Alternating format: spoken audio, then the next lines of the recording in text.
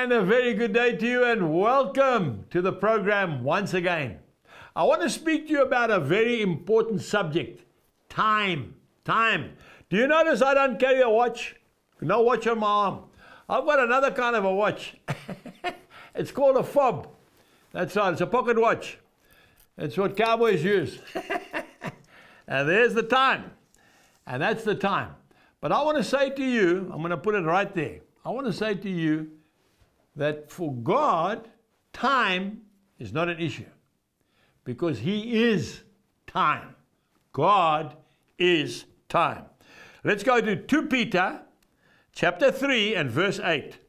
But beloved, do not forget this one thing, that with the Lord 1 day is as 1,000 years, and 1,000 years as 1 day. Isn't that amazing?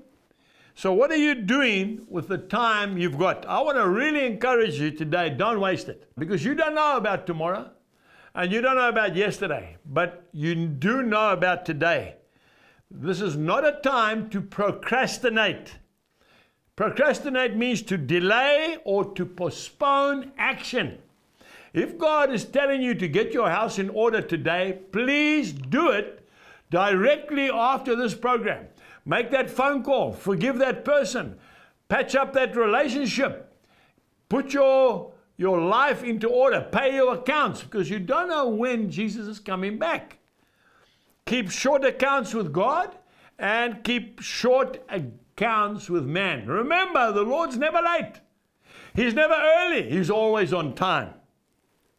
He's giving us time and space to change because He doesn't want anybody to perish. I know I can hear some of you saying, yeah, but you know, that was 2,000 years ago. The only reason why the Lord is waiting is because He doesn't want one of us to perish. This is our time. He's not coming soon. He's on His way.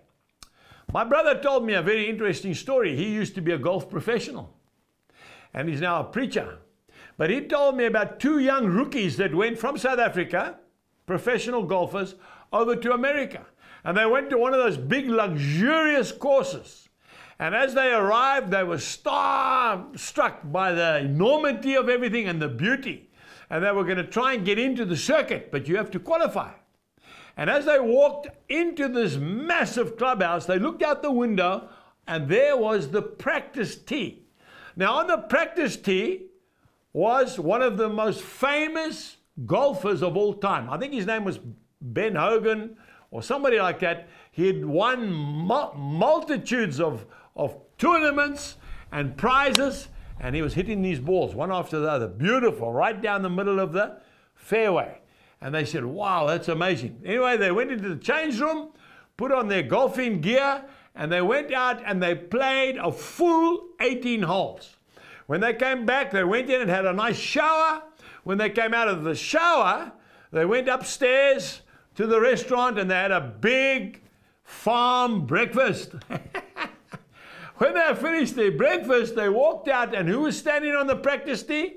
The same man, the champion of champions, hitting practice balls. Now, he'd been there since early morning, from before the time they even arrived. And so, you know what happened? They walked over to him, and they said to him, Mr. Hogan, we come from South Africa. And he said, oh, wonderful, boys. He said, Mr. Hogan, I wonder if you could have 9 holes of golf with us, please. He looked at them and he smiled. He said, boys, I would love to, but I just don't have the time. You see, that's why he was the champion of champions, because he'd been there practicing all the time. Folks, don't waste time.